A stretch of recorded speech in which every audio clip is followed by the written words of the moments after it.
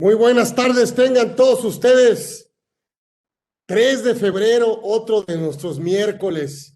Por supuesto, miércoles importante, programa número 28 consecutivo. No hemos parado desde que iniciamos, ¿sí? Ya hace 28 miércoles.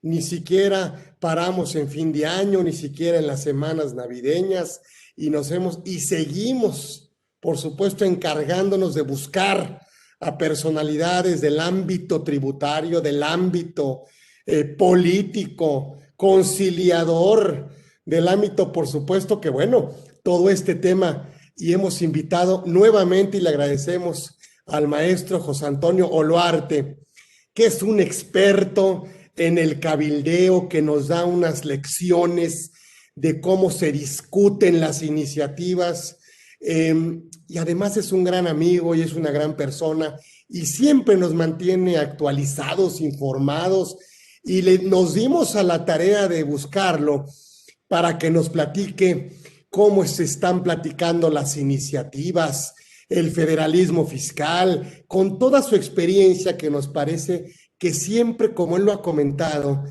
no solo basta saber desde el lado del contribuyente, sino que, por supuesto, bueno, también del otro lado, del Congreso, ¿sí? Del poder legislativo. ¿Y quién mejor que él? ¿Quién mejor que él, que siempre generosamente acepta estar con nosotros y platicarnos de todo este tema? Y hoy hemos elegido este tema de federalismo fiscal, pero que además vamos a aprovechar para que nos diga cómo están las iniciativas, qué se está discutiendo en el Congreso, cómo, en fin, estos temas que son muy importantes para nosotros.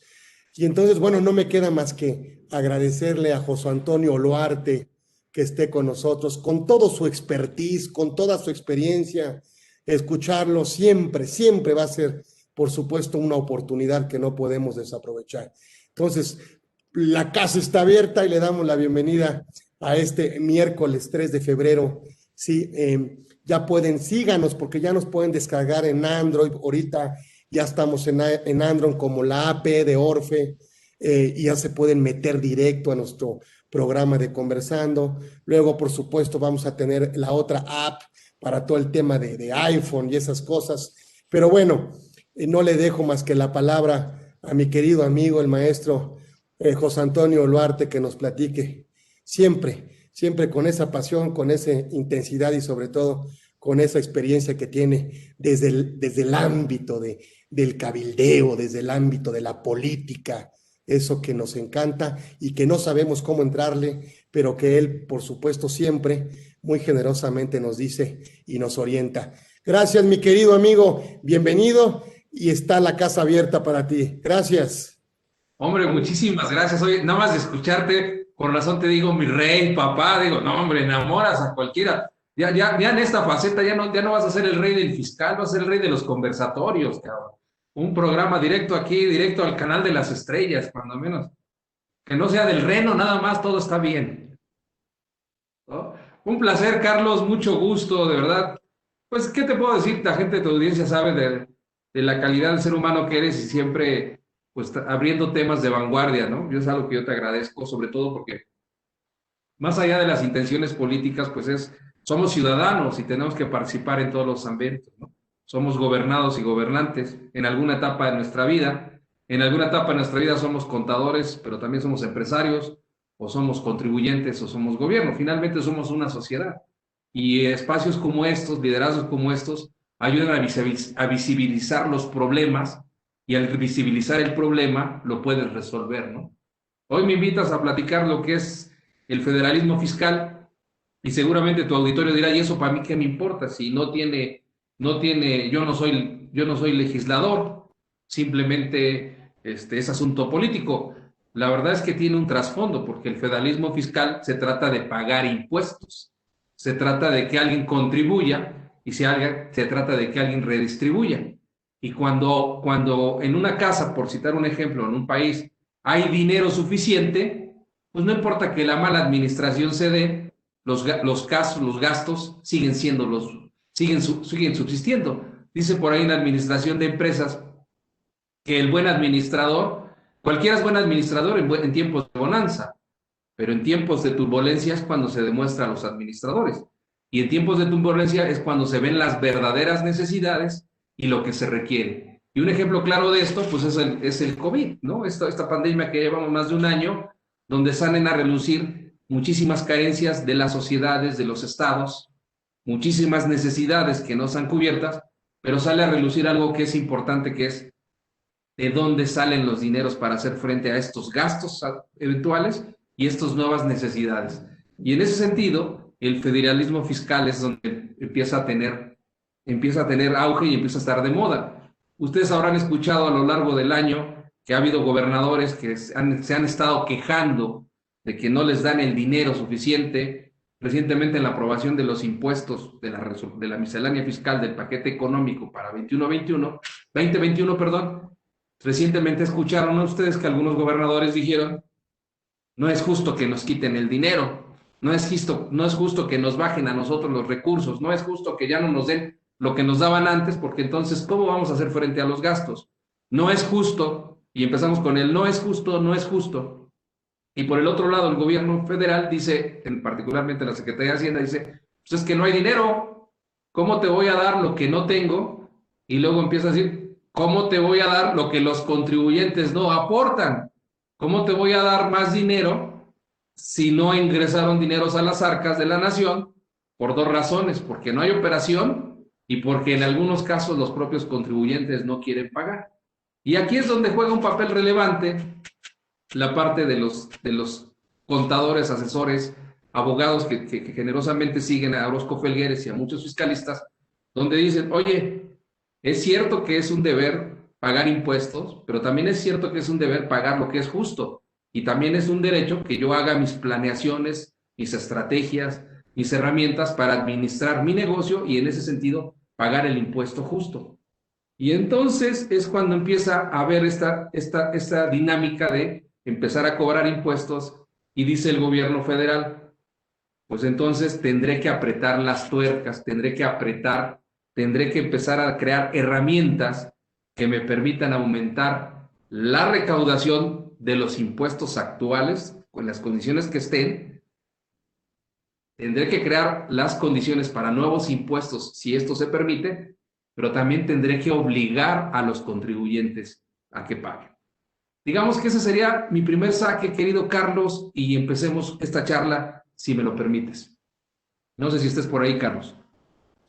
Por supuesto que estoy aquí y mira, tengo mi pluma para tomar nota. Adelante, mi querido amigo, todo el tiempo es tuyo. Aquí, por supuesto, atentos. Bueno, en ese sentido, lo primero que había que preguntarnos es: ¿qué es el pacto fiscal?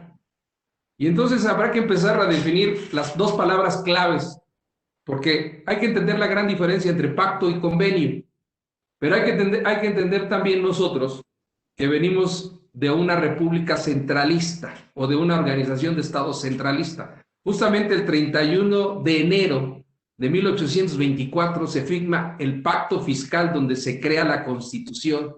Es decir, el 31 de enero de 1824, los estados independientes, 3 años después de haber declarado su independencia, nos constituimos como una república, como una federación, y se crea el primer pacto federal, que no es otra cosa más que decir, son 32 estados, o en aquellos 30 estados, que nos unimos para crear una federación, que nos creamos para crear una república que se llama Estados Unidos Mexicanos, en donde vamos a crear las facultades para, primero, crear una identidad y luego crear la manera de convivencia social. En ese sentido se crea la Constitución y es donde vienen las pautas de qué hacer. Pero viene la soberanía de los estados, donde dicen: pongamos las reglas claras a nivel general, lo que conocemos como federación, pero los estados van a tener sus propias facultades para pagar, para distribuir, para normar, para sancionar, para vivir, y dentro de ellas van a tener sus propias facultades de cobrar impuestos, de cobrar cuotas, de cobrar ingresos, para que a su vez se pueda redistribuir. Y es así como nace el pacto federal. Quiero empezar con esta charla diciéndoles que el pacto federal implica la manera de la convivencia social que está en la Constitución. donde los estados tienen la facultad de cobrarle a sus gobernados o imponer tributos, impuestos que permitan financiar el gasto del estado en particular. La otra palabra clave es convenio. Convenio significa solamente un acuerdo, pero para un acto específico, que en este caso es, nos ponemos de acuerdo para que alguien recaude, para que en lugar de que tengamos nosotros 32 tasas o 32 institutos cobrando o 32 entidades cobrando, que sea una sola, que en este caso se llama la federación, que en este caso se llama Servicio de Administración Tributaria, con una sola tarifa, pero que es voluntariamente un acuerdo específicamente para el tema de los impuestos. Y esto quiero enfatizarlo porque el convenio, que la palabra correcta debería llamarse convenio fiscal, no pacto fiscal. Se ha dado mucho a la tarea de que propios y extraños empecemos a utilizar el pacto, pero si empezamos con estas definiciones va a ser más fácil entender la parte de la recaudación y va a ser más fácil entender el papel que juegan los contadores y los asesores. El convenio fiscal no es otra cosa más que decir los 32 estados o los 31 estados y la Ciudad de México, lo que hacen es ceder las facultades, sus facultades potestativas de cobrar impuestos, se lo ceden a la federación, a cambio de que la federación haga toda esta parte tributaria, cobre, sancione, administre y regrese el dinero a los estados.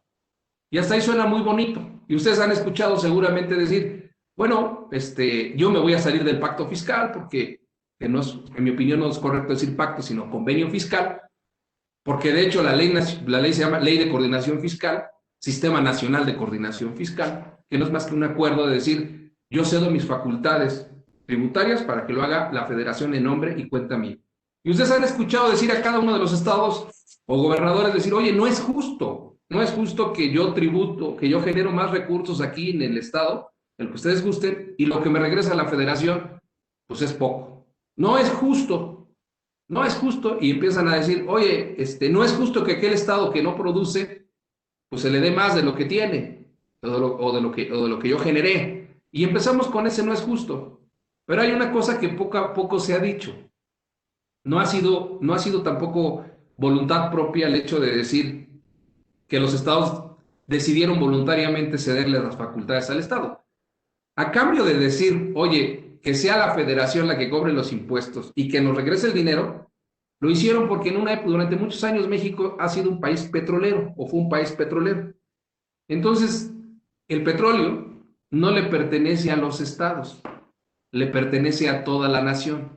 Los ingresos por minería no le pertenece a cada estado, le pertenece a la federación. Hoy que están de moda las telecomunicaciones, el espectro radioeléctrico, el aire, el espacio aéreo, el espacio subsuelo, tierra, no le pertenece a un estado, le pertenece a toda la federación. Entonces, lo que dijeron fue, bueno, mira, yo a cambio, el estado X, a cambio de que ceder mis facultades de comprobar, de recaudar impuestos, se lo doy a la federación, pero a cambio de que me participes, y aquí viene otra palabra clave, me participes de los ingresos que el petróleo generó, me participes de los ingresos que se cobran por derechos mineros, me participes por los derechos aeroportuarios, me participes por todos esos derechos de los mexicanos y no los regreses. Tampoco fue fácil, tampoco fue algo así que los gobernadores o los estados fueron muy bondadosos al decir, sí, vamos a unirnos y vamos a hacer. En realidad fue una manera de decir, quizás me conviene, y en alguna época a los estados les convino más, ganaban más por los ingresos que se les regresaba vía petroleros que por lo propio que recaudaban en impuestos. Entonces eso no quiere decir que sea fácil. ¿Por qué menciono esto? Porque en el argot fiscal, ahorita ustedes que son los expertos, han escuchado ya la palabra clave que dicen las finanzas se están despetrolizando. Han escuchado decir, dadas las recientes reformas fiscales que se han aprobado en los últimos años, el gobierno ha dejado de depender de los impuestos. Y ahora, de los ingresos tributarios, originarios por Pemex, por petróleo. Y ahora empezamos a decir, somos una economía que estamos empezando a cobrar impuestos, somos una economía que estamos nosotros empezando a ser libres. libres en el sentido autónomo de no depender de ingresos externos, sino de la propia tributación, y es aquí donde empiezan ya los problemas. Muy recientemente los contadores, los abogados, apenas nos empezamos a dar cuenta de que sentimos ya el rigor de la ley y las reformas que se han hecho en los últimos 2 o 3 años a la ley de responsabilidad penal fiscal, la propia manera en cómo se han hecho las auditorías por parte del SAT, derivan de este convenio fiscal. Derivan exactamente de que ahora ya no hay ingresos petroleros, ya los estados se ven obligados a cobrar impuestos, se ven obligados los estados a generar sus propios recursos porque ya no lo hay. Y la federación se ve obligada a cobrarle a los impuestos a través de eficientizar sus recursos como es el SAT o a través de crear herramientas que permitan mayor fiscalización. Porque la realidad hoy día es que el dinero ya no alcanza, somos muchos los mexicanos, pero el sistema recaudatorio en este momento ya no lo es. Y por tanto, se ve obligado el Estado mexicano a presionar al contribuyente. Y por el lado de los contribuyentes se ven obligados, uno, a pagar impuestos, dos, a cumplir con las obligaciones y tres, a crear elementos, estrategias que les permita vivir sin un riesgo latente de no pagar impuestos y ahora con estas recientes sanciones a disminuir el riesgo de pisar la cárcel por momentos de defraudación. Entonces, el federalismo fiscal nos afecta a todos porque en un año donde no hay dinero, donde la cobija ya no alcanza, donde hay gastos, como el caso de la salud, donde hay necesidad, se ve obligado, por un lado el Estado a cobrar impuestos, por otro lado el contribuyente se ve obligado a pagarlo y los asesores se ven obligados exclusivamente a administrar mejores los impuestos. Yo quisiera con esto darle un pauta a que hiciéramos una serie de pláticas, tío Carlos, decirte que ha sido muy fácil, que estamos en una dinámica diferente, donde vienen reformas fiscales, donde vienen reformas de formas de hacer trabajos diferentes y donde también los asesores, los contadores van a jugar un papel fundamental en el federalismo fiscal. Porque hoy día estamos en una etapa donde ya no hay petróleo, donde no hay cultura de pago de impuestos, donde los que cobran impuestos no saben cobrar, en ocasiones se exceden, pero lo cierto es que las necesidades son muchas, cada día es más, no hay forma de no hay dinero que alcance, pero la recaudación tiene y deberá seguir adelante, por la vía normal, por la vía del miedo o por la vía que se tenga que hacer, como dice el clásico, haya sido como haya sido, me tengo que hacer de llegar de los recursos necesarios para cubrir. Y la única manera de hacerme llegar recursos necesarios en el Estado se llama pago de impuestos. Tú eres un experto en ello, querido Carlos. Por favor, estoy a tu orden.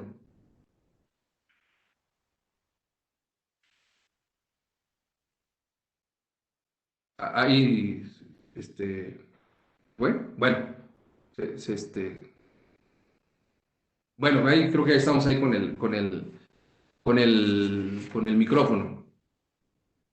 Déjenme comentarles qué va a suceder en el escenario 2021, en lo que yo considero, donde ustedes van a tener que jugar un papel fundamental como contadores. Les decía, no hay ingresos, no hay suficientes ingresos dado que la economía ha bajado. Recientemente se anunció ya un decrecimiento del 8.5% del Producto Interno Bruto, lo que significa que no va a haber recaudación de impuestos sobre la renta.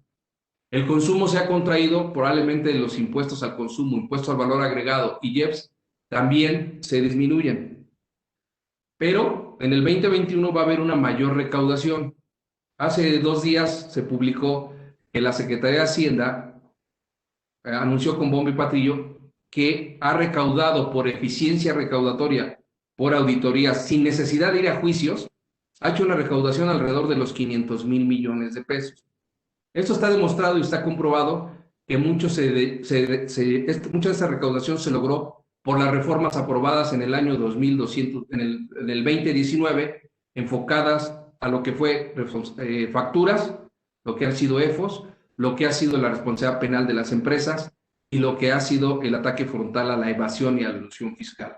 En algunos casos alguien le ha llamado terrorismo fiscal, pero lo cierto es que hoy los números avanzan Y si hacemos una comparación de lo que se dice que se debió de haber recaudado, que no se iba a lograr producto de la caída de la economía, lo cierto es que los ingresos sí tributarios aumentaron por el factor de mayor recaudación. En mi opinión, gran parte de esa se debó a que sí hubo la sensación del miedo, a que sí hubo la sensación de ponerse al orden, a que sí hubo la sensación de decir vamos a pagar. Los estados, algo que yo quisiera que no perdieran de vista es que el secretario de Hacienda ha estado firmando con cada estado convenios para recaudar impuestos. Donde el convenio, ustedes van a decir, bueno, eso es normal, sí, pero la zanahoria es que la recaudación que los estados logren hacer con concepto de IVA y de impuestos sobre la renta, se le va a quedar al estado. El 100% de la recaudación se le va a quedar al estado, lo que significa que es muy probable que la Secretaría de Finanzas de cada estado empiece a auditar, empiece a dictaminar, empiece a cobrar impuestos federales. Generalmente, en mi opinión, en mi experiencia, a veces cuando les llega la Secretaría de Finanzas, no le prestan mucha atención porque solo se atiende a nóminas, se atiende a impuestos estatales, en algunos casos impuestos prediales o cuotas, por ejemplo, del agua. Pero a partir de este año, dado que los estados requieren mayores recursos, van a poder cobrar los impuestos. Eso siempre ha sido, no es algo novedoso. La diferencia es que ahora la federación le dice el 100% es tuyo. Entonces no se asume si les va a caer por ahí una visita de las finanzas estatales. Algo que no debe pasar desapercibido es que las pensiones han aumentado. Esto significa que el dinero que tiene el gobierno ya no alcanza. Y por más que los estados quieran y soliciten dinero, ya no se tiene. Entonces se van a ver obligados ellos a poder cobrar. Uno de los grandes problemas que se tiene en la recaudación en México es que los estados han estado acostumbrados a que el centro les resuelva los problemas vía las aportaciones federales, vía las aportaciones, pero no han hecho lo propio para la recaudación. Un ejemplo claro es el impuesto del predial. El impuesto predial no ha sido explotado, son 3 o 4 los municipios, ni siquiera estado, 3 o 4 los municipios, o 5 las zonas metropolitanas, que se ponen las pilas y cobran el impuesto predial. Generalmente esa sería la parte en donde los estados deberían de cobrar para hacerse llegar de recursos. Pero los estados finalmente no han querido aprender a cobrar, no quieren cobrar. Y el riesgo que yo le veo, y aquí lo comparto con ustedes, es que se van a enfrentar a un estado, el que ustedes quieran, que va a tener la necesidad de recaudar, que no está preparado para recaudar, que lo están obligando a que recaude y que en el fondo se va a meter a procesos legales. Esa es mi percepción. Va a haber procesos de litigios con los estados en ánimas de recaudar. Porque en el fondo, repito, insisto y lo he dicho por tercera vez y lo seguiré diciendo, en este año los estados se van a quedar con el 100% de lo recaudado. No va a entrar a la federación, no se va a hacer repartible, va a ser para cada estado. Y por el otro lado, también los estados van a entrar a un proceso político, van a entrar a un proceso penal, pero un proceso político que requiere dinero. Dicho esto, lo que quiero mencionarles es que el pacto federal se va a tener que cambiar. ¿Qué es lo que estamos viendo en el Senado de la República? ¿Qué es lo que estamos viendo en el Congreso de la Unión? Que una vez que transcurran las elecciones, se va a entrar de lleno a una nueva ley hacendaria, pero no solamente va a haber una forma de redistribuir, va a haber una manera también de contribuir. Las actuales leyes, tanto para pagar impuestos como para repartir, requieren ya ser modificadas, porque ya no están acordes a los tiempos, ya no hay petróleo, ya estamos despetrolizados, ya somos muchos, el nuevo orden social, el nuevo orden económico obliga a un nuevo pacto y se empezará este año exclusivamente a hablar ya de la nueva reforma fiscal hacendaria para que muy probablemente en el año 2022 se eche a andar y si los pronósticos no fallan, en el 2023 tengamos una nueva ley. Los tiempos apremian. Yo quisiera con esta parte interactuar, decirles que también una de las promesas de campaña que hizo el presidente de la República fue que no iba a aumentar los impuestos, pero siempre fue claro y preciso al decir que no lo iba a hacer en el primer trimestre, en el primer periodo, en los primeros 3 años de su gobierno, la primera parte. Está por vencerse, la necesidad lo obliga y no faltaría su palabra a partir del cuarto año con empezar a cobrar impuestos. Se ve necesario, se ve obligatorio. Prueba de ello es que están habiendo reformas también a los sistemas de pensiones, está por entrar la ley de subcontrataciones, las reformas laborales, que no es otra cosa más que empezar a fiscalizar. Nos hemos empezado nosotros nada más enfocado a impuestos sobre la renta, impuestos al valor agregado, pero no nos hemos dado cuenta que se han modificado ya derechos mineros, que se han modificado derechos aguas, que se han modificado derechos por el uso de los bienes de la nación, pero tampoco nos hemos enfocado que también las reformas, y muy en este particular 2021, están enfocadas hacia la parte laboral, que no son otras cosas más que cuotas de seguridad social, y es muy probable que con estas reformas que se están haciendo los estados también contribuyan a la recaudación a través de los impuestos estatales sobre nóminas.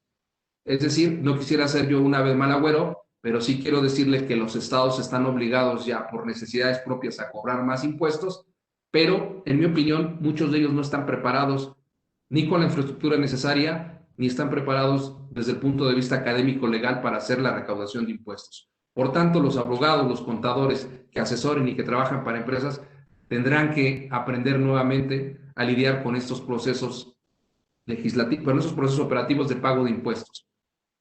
Querido Carlos, ¿cómo lo ves ahí si hacemos tus comentarios? Claro que sí, mi querido José Antonio. Oye, platícanos esto de ¿qué es la iniciativa preferente?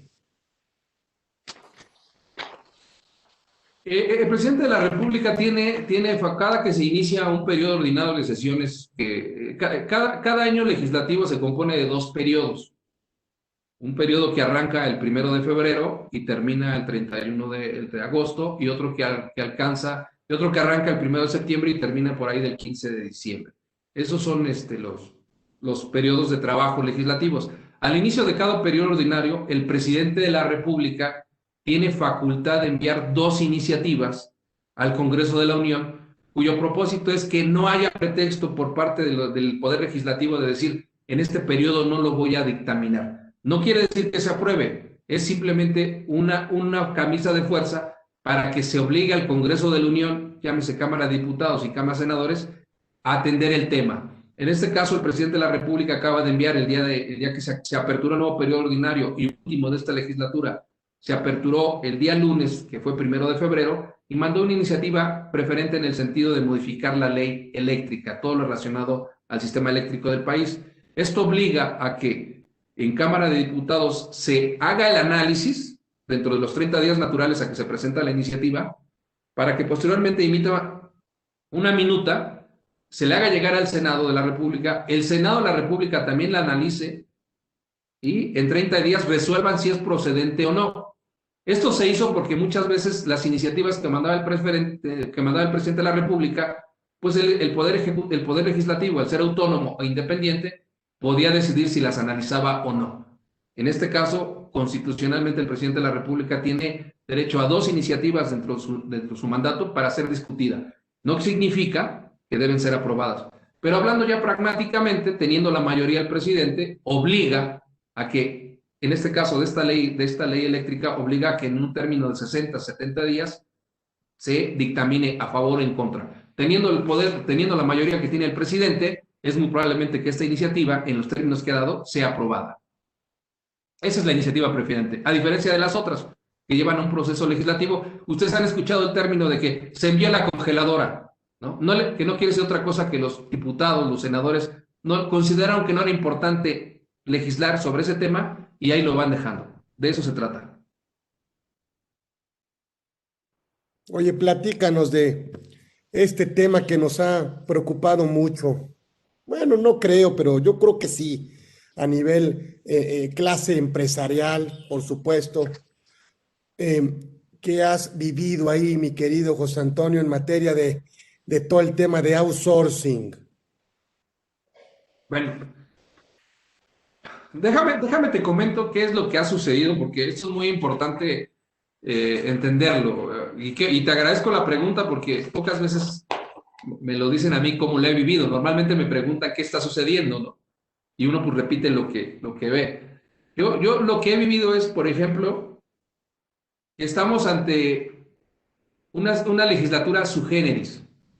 En años anteriores estábamos acostumbrados a ver a legisladores que venían de la iniciativa privada o que venían de la academia o grupos mayoritarios que venían de sectores productivos. Y con mi comentario no quiero ser peyorativo, pero quiero ser enfático en esto. Hoy estamos viendo liderazgos políticos que vienen del sector social.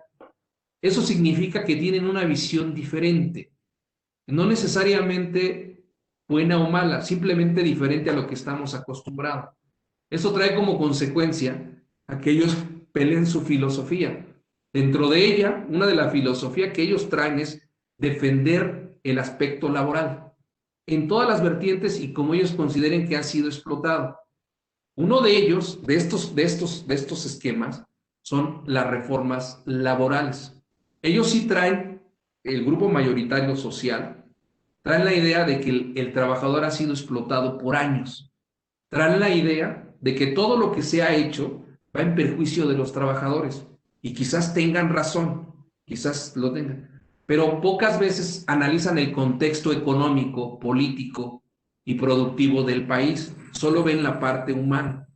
Pero al inicio de mi charla yo empecé diciendo, el pacto fiscal significa cobrar impuestos y distribuir, pero es un grupo mayoritario, un grupo social mayoritario, que en el fondo dice, no importa si alcanza o no alcanza los recursos, no importa si hay dinero, lo que sí es necesario es que se dignifique el trabajo de los trabajadores, a través de buenas relaciones y a través de mejores pagos, y que se les den los servicios que se le tengan dar y que durante muchos años no se le hayan dado. En ese sentido, ha habido personajes claves como el senador Napoleón Gómez Urrutia, Martí Batres, el propio senador José Narro, que son de un ala que se consideran duras, defensores, y que han dicho, vamos a eliminar estas prácticas de subcontratación, estas prácticas de simulación laboral. ¿Por qué? Porque están dañando con los derechos humanos, están dañando los derechos laborales y sobre todo están evadiendo el pago de la seguridad social. Y tienen razón en algunos casos, pero en algunos otros no, porque se han enfocado, y eso te agradezco tu pregunta porque me permites decírtelo cara a cara a muchos especialistas que seguro te están escuchando, han enfocado lo que ha sido la simulación fiscal. Ha habido grupos empresariales y asesores empresariales que en aras de obtener un beneficio fiscal han dañado esta figura y han dejado que no se paguen las contribuciones, para hacerlo muy directo. Ha habido esquemas tributarios que han limitado el pago del seguro social por consecuencia de las prestaciones, pero eso es un esquema fiscal. Eso es un esquema completamente fiscal. La subcontratación como proceso productivo ha sido benéfico, incluso para esos trabajadores.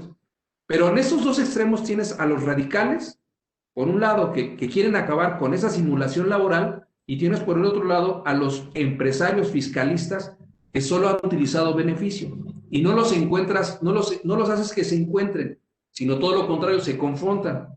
Hoy por hoy, el senador Gómez Urrutia, gran defensor, lo ha dicho abiertamente, que la iniciativa que el presidente de la República ya envió en materia para regular el outsourcing, que no es otra cosa más que decir lo que le han dado a llamar subcontratación ilegal, ha dicho vamos a desaparecerla.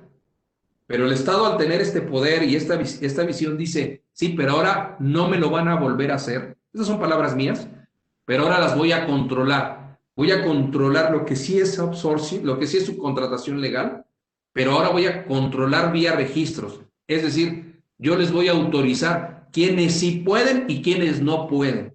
Y entonces, de un esquema fiscal, de un esquema de malas prácticas empresariales, hoy tenemos un galimatías que a todos nos tiene con el Jesús en la boca, donde las repercusiones son de índole productivo, de demandas internacionales y sobre todo de un daño a la economía del país. Eso es lo que, ¿qué es lo que está sucediendo y que viví recientemente? Es que ambas cámaras, diputados y senadores, le han manifestado al presidente de la República su total y absoluto apoyo para modificar la subcontratación en los términos que él considere. El senador Gómez Urrutia, férreo defensor en el Senado y de esta iniciativa, presidente de la Comisión del Trabajo, ha dicho públicamente que parte de esta iniciativa que hoy se está discutiendo y se va a discutir en los próximos días, tiene su sentir, tiene su sello. Recientemente el líder parlamentario de la Cámara de Diputados acaba de decir que durante el mes de febrero se va a dictaminar en diputados la ley de subcontratación, lo que nos conocemos como outsourcing.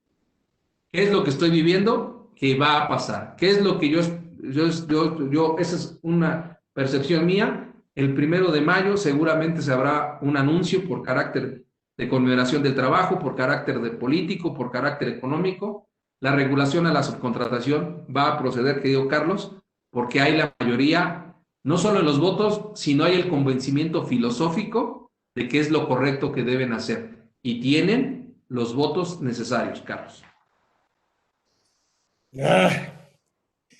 Sí, ya está obviamente esta iniciativa, así creo yo, está estudiándose, están en lista de espera o hay algunas iniciativas que de plano van a desahogar. Creo yo que la que presentaron de energía y este tema de outsourcing que sí le preocupa mucho a los empresarios, porque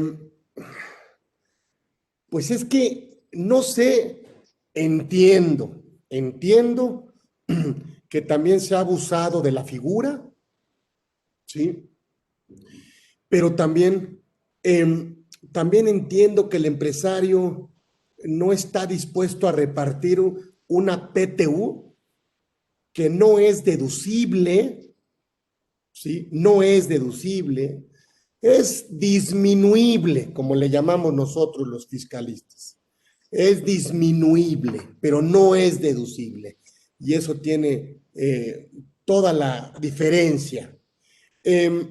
Luego, el pago de la nómina no es deducible al 100%, sino que los ingresos exentos de los trabajadores, bueno, pues no los puedes deducir más que a un 47 o 53%.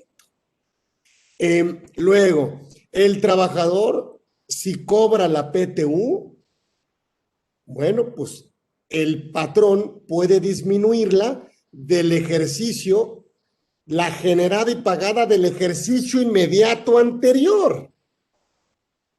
Y luego el trabajador solamente tiene 15 días exentos. La diferencia está grabada. Y luego, por supuesto, cuando el empresario quiere, pues, de alguna manera optimizar sus primas de riesgos de trabajo, bueno, pues también acude a contratar suministros de personal o lo que tú quieras. ¿Cómo hacerle para vincular esta PTU con un nivel de productividad? Porque lo que tiene esta PTU y que el empresario contrata a la empresa prestadora para tratar de diluir el efecto o para tratar de manipular la entrega de esta PTU a trabajadores a partir de que pudiéramos entregarles mejor bonos de productividad. En otras palabras, ¿qué me dice el empresario normal de pie? Oye, por la PTU va para todos, produzcan o no. Yo sí estoy de acuerdo en compartir la utilidad, pero con quien se las ganen. Entonces, ¿no tendríamos que también vincular un tema de productividad en el trabajador? Siento que a veces son conquistas sindicales que ya traemos hace mucho y que lo que dice el empresario es, yo sí le quiero compartir utilidad de la empresa al trabajador, pero contra su productividad, contra su resultado, contra su desempeño. ¿Qué es lo que tiene la PTU? Pues es pareja, produzcan o no produzcan. Otra parte que se estaba discutiendo era que si la PTU se entrega en una sociedad civil, está topada a un mes de salario en el caso de que la sociedad civil tenga trabajadores. Y entonces se puso en la mesa la posibilidad de toparla la PTU. ¿Sí? Y analizando la propuesta y con tu experiencia y aprovechando que estás aquí conmigo, pues bueno, eliminan el régimen de suministro de personal que conocemos como tercerización y subcontratación, y ahí obviamente incluyendo el insourcing, y nace un régimen de prestadoras de servicios especializados.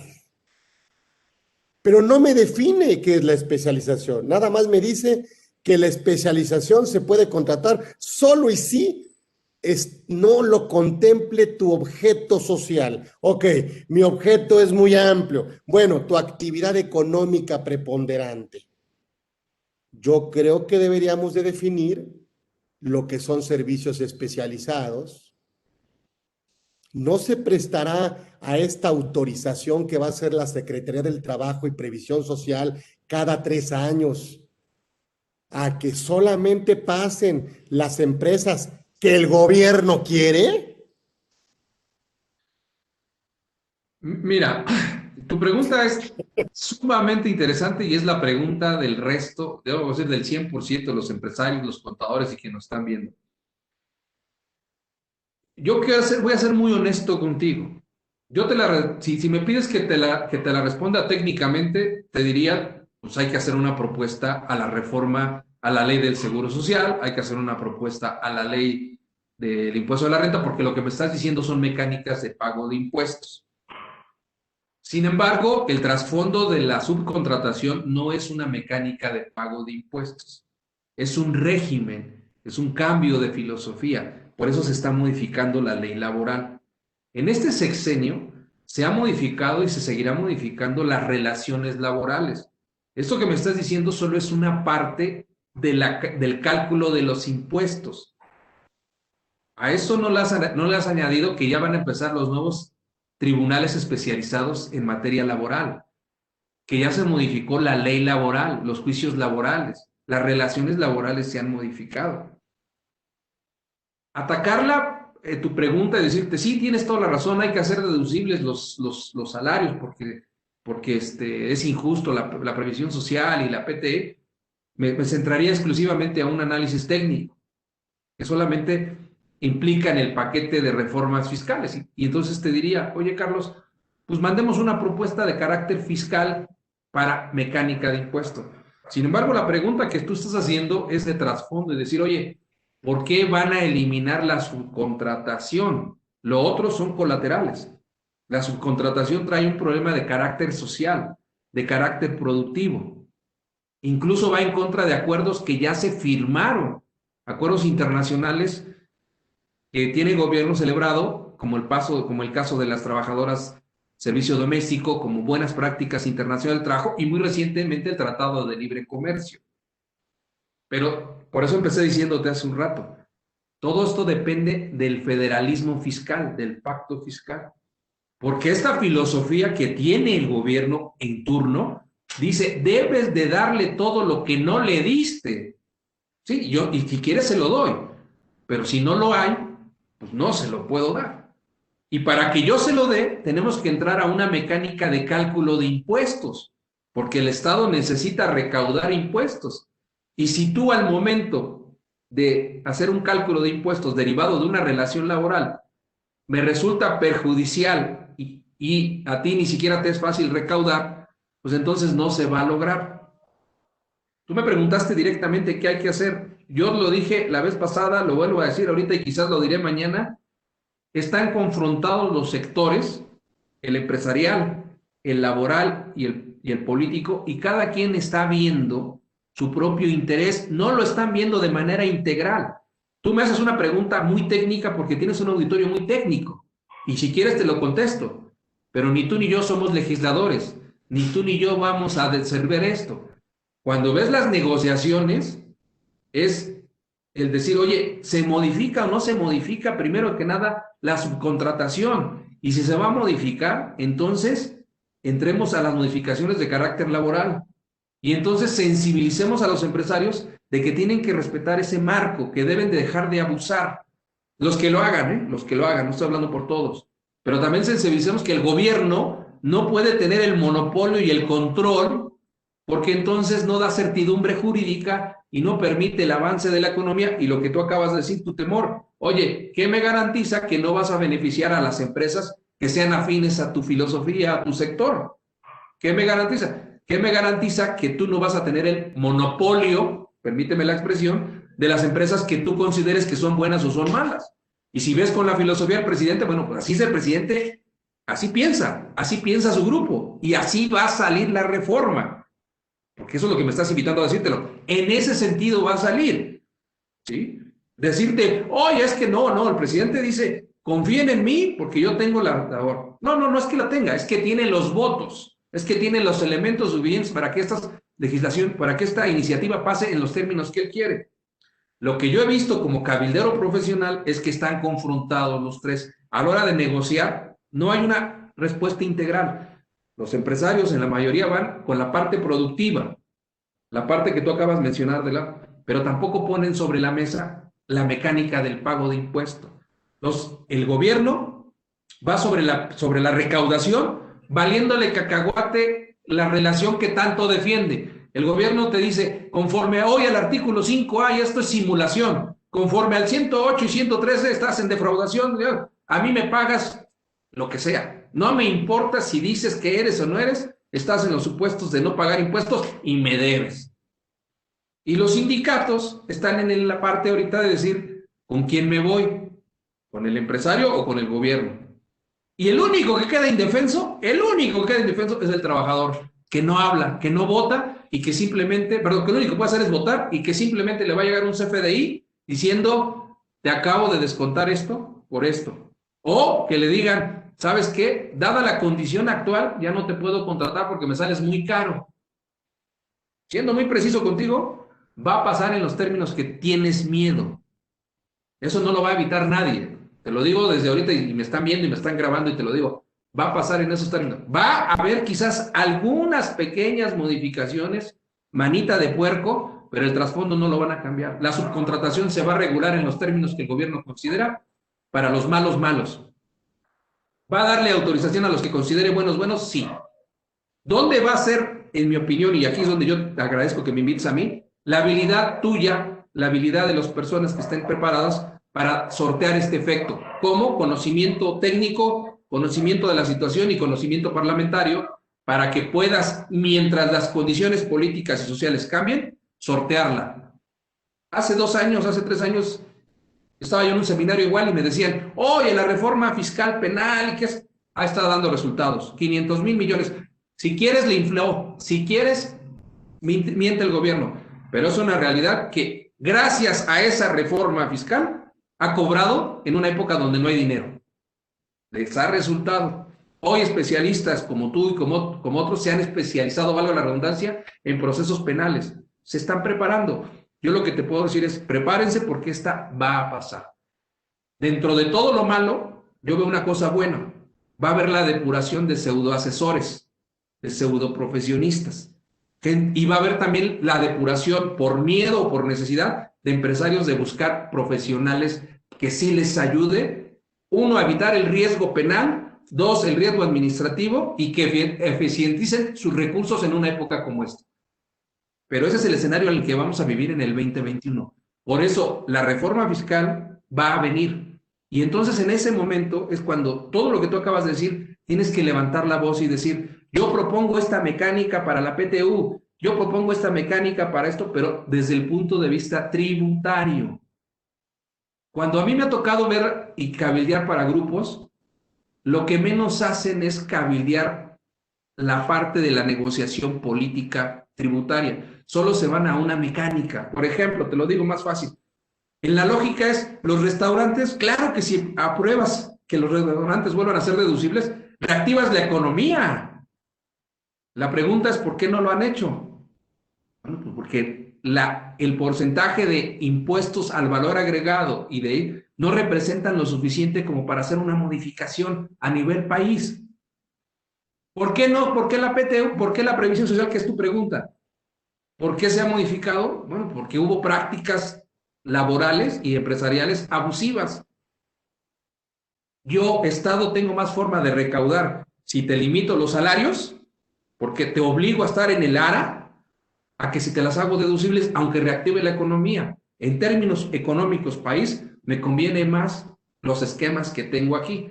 Pero ustedes, como empresarios, hablo del otro lado siendo parlamentario, tampoco defienden con argumentos técnicos sólidos del por qué debieras de hacer esto cual tal reforma. Y el ejemplo claro es la subcontratación. Una cosa es que los grupos tengan votos mayoritarios y otra cosa es que tengan la razón.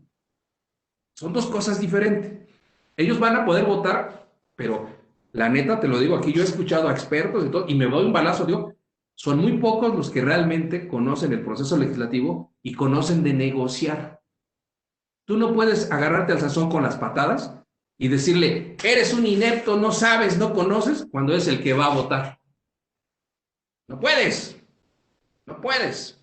Entonces, me apena mucho decirles a todos y ser el mala hora, pero la reforma va a pasar con su esencia. Le va a haber modificaciones, lo que llamamos cosméticas, de forma, de fondo, pero va a pasar, la subcontratación va a pasar. Espero que no haya retrocesos, porque en el 2012 que se da el régimen de subcontratación, bueno, era muy claro que yo podía contratar y que tenía que cumplir unos ciertos requisitos, como no abarcar la totalidad. Dice que sea especializado, la misma palabra que están utilizando ahora, ¿sí? Obviamente, bueno, pues estaba como definido lo que tú puedes hacer, y simplemente no se fiscalizó. No se fiscalizó la figura como tal, que prácticamente no cumplió requisitos legales y siguió operando, me parece, el tema de la subcontratación.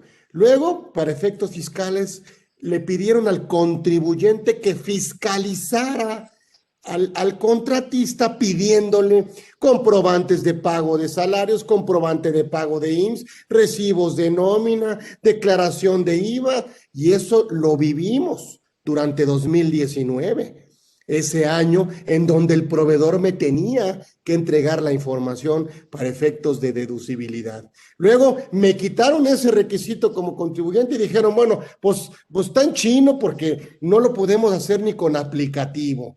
Y luego me dijeron, está bien, nos olvidamos de obtener la información, ya nomás reténganme el 6%. Pero bueno, ¿a quiénes? Pues no lo sabemos, pero pues a todos. Y entonces empezamos a recaudar, a retener el 6% de IVA para poder deducir el pago, sin saber que a lo mejor el prestador del servicio ni siquiera era una empresa de subcontratación.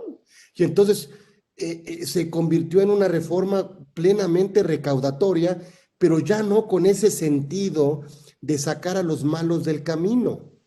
Y ahora, si pasa esta propuesta, me vuelven a quitar el 6% de IVA, me vuelven a obligar a obtener no solo la información fiscal, sino que ahora una constancia de autorización por parte de la Secretaría del Trabajo y Previsión Social para que el pago sea deducible. Yo creo que no lo necesitábamos.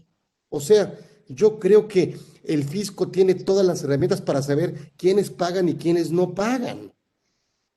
Y con palabras del líder de la Cámara, Carlos Salazar, dijeron, bueno, si no te gusta esa fruta podrida, pues ve por ella, pero pues estás matando todo el árbol. Estás cortando el árbol porque hay 2 o 3 frutas podridas. ¿Cómo ves esto? Mira, yo quiero regresar al tema porque no me quiero salir del federalismo, porque forma parte de eso que tú estás preguntando. En la práctica, México, no sé por qué, pero los contadores le han dado más caso al SAT, le han hecho más caso al SAT que a sus propias normas de información financiera, a sus propios principios. Si el SAT determina que hay una nueva forma de hacer contabilidad, miles de contadores lo van a hacer, millones o los que existan en el país, y no solamente lo van a hacer, van a crear seminarios y van a crear doctorados. Cuando en el fondo debieran de decir, eso no procede, porque lo que marca son las normas de información financiera o los principios, la manera de hacer una contabilidad. Pero en México, el poder del SAT es demasiado de la Hacienda que marca la ruta a seguir y todo se tropicaliza de manera fiscal, de tal manera que tenemos después que ese galimatías o esa bola tenemos que decir, no, mira, no era subcontratación.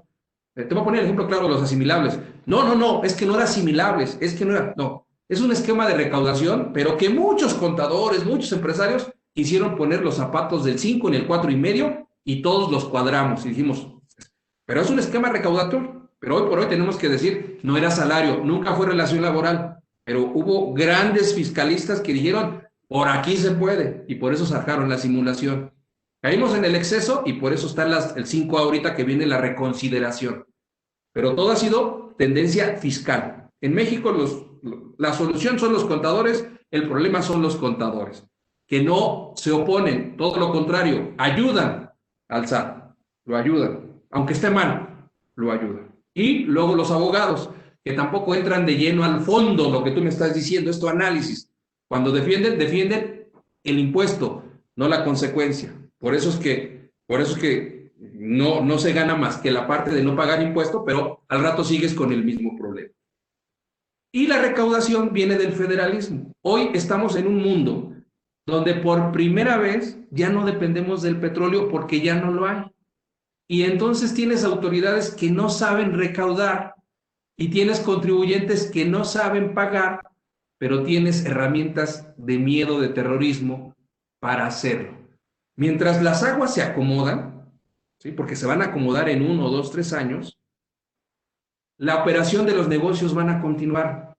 La subcontratación va a continuar en los términos que son reales. Hoy estamos enfocados en definiciones de ley que desafortunadamente no dan certidumbre jurídica ni a los gobernados ni a las inversiones.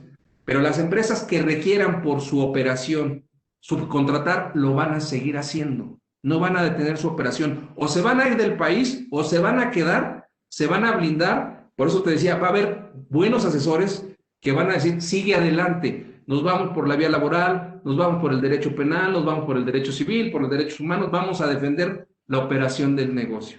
¿Cuándo va a cambiar estos argumentos, Carlos? Cuando voces como las tuyas empiecen a gritar en el buen sentido de la palabra y decir, señores, esto está mal. Los que saben, a veces no lo sabemos quiénes son. Necesitamos la participación.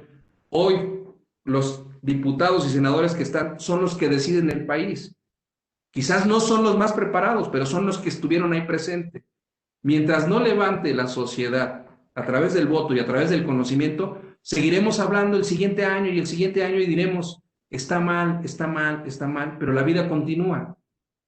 A mí, dentro de todo esto que me gusta, Carlos, no es la gran oportunidad de la reforma fiscal obligada, es la gran oportunidad de que los nuevos fiscalistas salgan, la nueva generación de fiscalistas salga, y es la nueva generación de nuevos empresarios. Si a mí me preguntas cuál es la solución, buenas prácticas de gobernanza empresarial, buenos asesores, pero dejarle de darle poder al SAT, porque si al SAT mañana se le ocurre hacer algo que es malo, muchos institutos de todo el país van a vender doctorados para hacer bueno lo que de entrada es malo, y entonces no avanzaremos. Yo sé que tú estás preparado, mucha gente está preparado para lo que viene. Yo te diría, no le tengamos miedo, va a ser muy difícil, va a ser muy complicado, pero hay talento y hay capacidad para lo que viene. Seguramente en 1 o 2 años se va a modificar, porque está mal lo que hicieron. Y a la larga, la realidad se va a imponer. Va a ser más el hecho que el derecho. Me encanta, coincido contigo, ya se nos fue la hora. Siempre un agasajo platicar contigo, mi querido José Antonio, porque aprendo mucho y hacemos otro ejercicio de conciencia. O sea, sí es cierto, hay que ver el otro lado y hay que hacer lo propio. Y yo te agradezco mucho que hayas estado en este programa de todos los miércoles. Y bueno, pues el tema me apasiona, me encanta, y por supuesto, bueno, pues qué mejor que haberlo platicado contigo el día de hoy. Muchísimas gracias a todos los que se metieron a escucharnos, nos despedimos de ustedes, gracias al maestro Olvarte y por supuesto, próximo miércoles, 13 horas, aquí vamos a estar y como siempre, ya saben, invitaremos a los mejores y a los grandes y a los que saben para enseñarnos, y este solamente será el principio de muchas cosas que tenemos que hacer para mejorar este queridísimo país y este mundo. Así que les mando un abrazo. Próximo miércoles, por supuesto, aquí nos vemos en Conversando con Orfe, pues ya saben, con los grandes. Gracias. Abrazo con el rey, con el rockstar de los impuestos. Un abrazo, un honor.